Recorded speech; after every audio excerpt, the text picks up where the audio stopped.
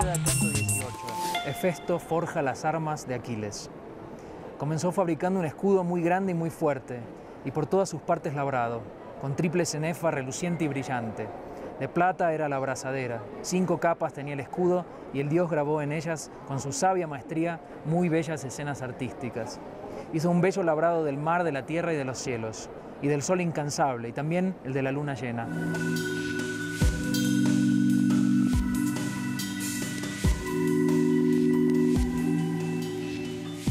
Bienvenidos a una nueva entrevista a Cultura France 24 desde la Feria del Libro de Bogotá.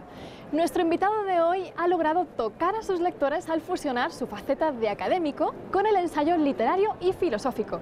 Él es Pablo Moret, un autor argentino amante del Renacimiento que inspiró en redes a leer autores como Dante. Gracias, Pablo, por estar en nuestro stand literario de France 24. Muchas gracias por invitarme. Eres doctor y profesor en literatura comparada y a partir de 2015 encontraste un tema para tu propia escritura y es el tacto. En ese sentido lo relacionas con las emociones y también con el arte que nos impacta en nuestro cuerpo, ¿no? ¿Qué te llevó a tocar ese tema y por qué defiendes que ese es el sentido olvidado? Bueno, es un tema que me interesó toda mi vida. Creo que tengo también una historia personal un poco extraña que me llevó a hablar del tacto, porque tuve un accidente cuando era muy chico, se me cayó una estatua en la mano y me rompió la mano entera, en 3 pedazos. Así que siempre tuve una fijación con una cicatriz que tengo en la mano y cuando finalmente llegué al tema del tacto por cuestiones totalmente distintas, intelectuales, digamos, empecé a pensar hacia atrás y a pensar que tenía sus raíces quizás en un trauma prelingüístico que me acompañó toda mi vida.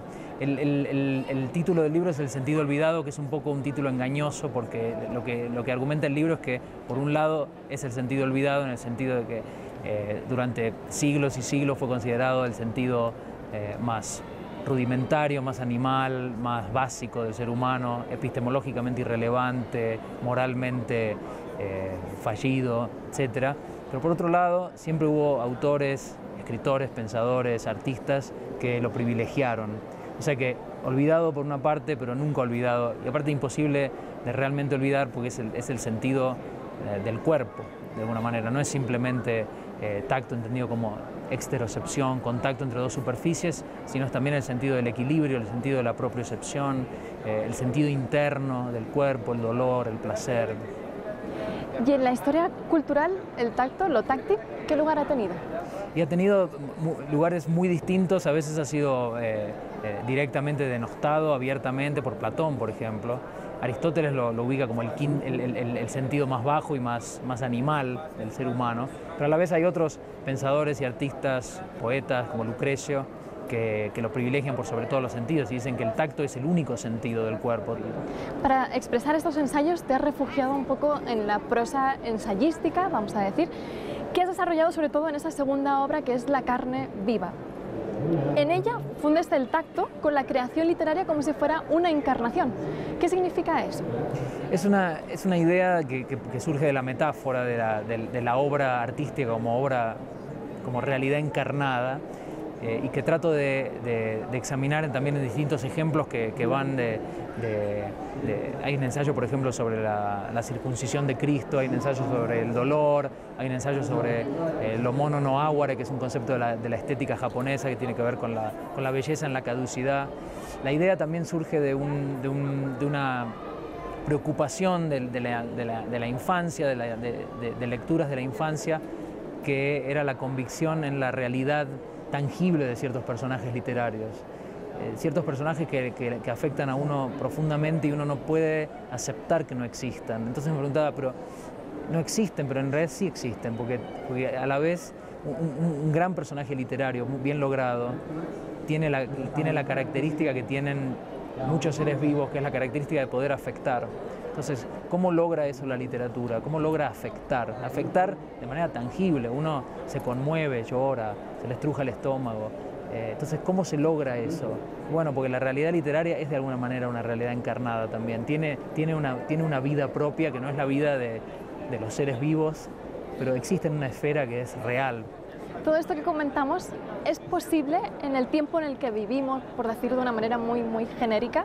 Es decir, cómo sentir y hacernos sentir tocados por un personaje cuando podríamos decir que predomina lo virtual hoy en día.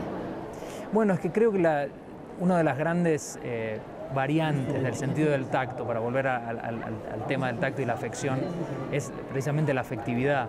Y la afectividad, digamos, el sentir intenso, intrínseco al cuerpo, la emoción, la bronca, la rabia, las pasiones más básicas. No hay virtualidad que las pueda cancelar. De hecho, la virtualidad las alimenta también. O sea que quizás estamos alejados, o bueno, de eso se habla mucho también, que en la era de lo virtual hay menos tacto, hay menos contacto entre las personas, pero a la vez estamos en contacto permanente por vías virtuales y nos afectan los demás por vías virtuales, yo creo que igual de intensamente. ¿Y a nivel literario? Si esa virtualidad afecta el momento incluso de la lectura, ¿no? Ajá. Es decir, ese instante de no tener que estar preocupado por el teléfono que no suena, pero nos llama casi. Sí. Es complicado leer en la era virtual. Eso también es uno de los motivos que me llevó a pensar en las lecturas colectivas como algo legítimo, válido, que es entenderlas como un ejercicio en la concentración, porque estamos muy distraídos. No sé si es culpa de las redes sociales, creo que las redes sociales nos dan muchas herramientas para que nos distraigamos, pero cuesta sentarse a leer una hora sin ninguna interrupción, cada vez cuesta más. Hay que a veces dejar el teléfono en otra habitación porque de pronto suena, surge algo, uno vive en una especie de perpetua digresión, ¿no? Es por eso que en la introducción, Pablo, te presentaba como un amante del Renacimiento, porque bueno, tú eres investigador, conoces muy bien la literatura. No sé si, sé que te lo han preguntado alguna vez más esa añoranza, no tanto por el Renacimiento, sino más por qué cualidades de entonces nos están faltando ahora. Sí, a veces lo pienso de manera nostálgica, como que era un mundo más concentrado quizás, más, sí, en la búsqueda, en la exploración de las propias vocaciones, sin tanta distracción. Pero por otro lado a veces me pregunto si no será una idealización 500 años después. Puede ser que la gente estuviese igualmente distraída con otras cosas, ¿no? Obviamente no con redes sociales, pero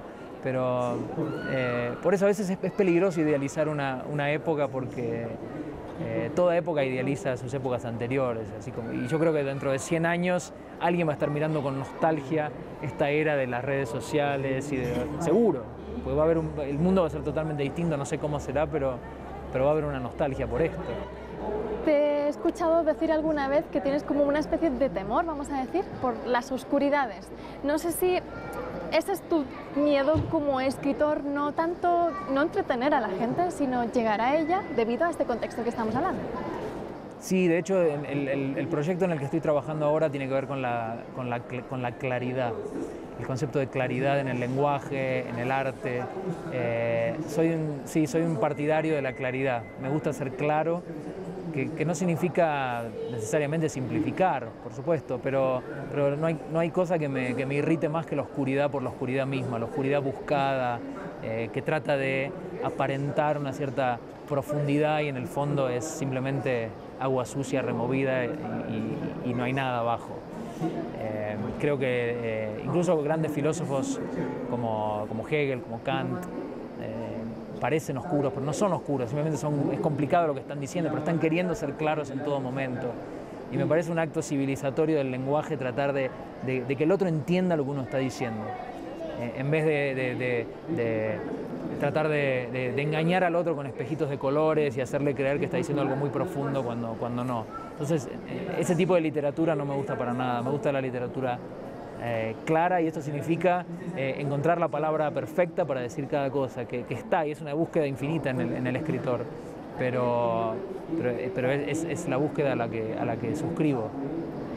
En redes, en la parte virtual, te reconocemos por haber recogido, como decíamos, autores como Dante, Cervantes, Boccaccio y Homero, ¿no? Has impulsado una lectura colectiva, mundial, a raíz de estos autores. ¿Qué te llevó a eso? Y la pregunta sería, ¿qué motivos tenemos hoy para leer autores como estos que has elegido? Bueno, fue muy extraño lo de las lecturas colectivas porque empezó como con un tuit mío que dije que iba a empezar el 2018 leyendo la Divina Comedia un canto por día y se viralizó. Surgió porque yo quería leer la Divina Comedia de nuevo, simplemente por una cuestión casi totalmente egoísta. Y lo mismo con el Quijote, con la Ilíada, son textos que yo tenía interés en volver a leer. O sea, no es simplemente un acto por el bien de la comunidad, vamos a enseñarles Dante, Homero, no. Pero obviamente que muchísima gente se acercó a estos textos gracias a las lecturas colectivas, porque son textos que conocía, que quizás tenía en su casa, pero que nunca hubiera leído de no ser por la compañía de esta comunidad virtual de lectores.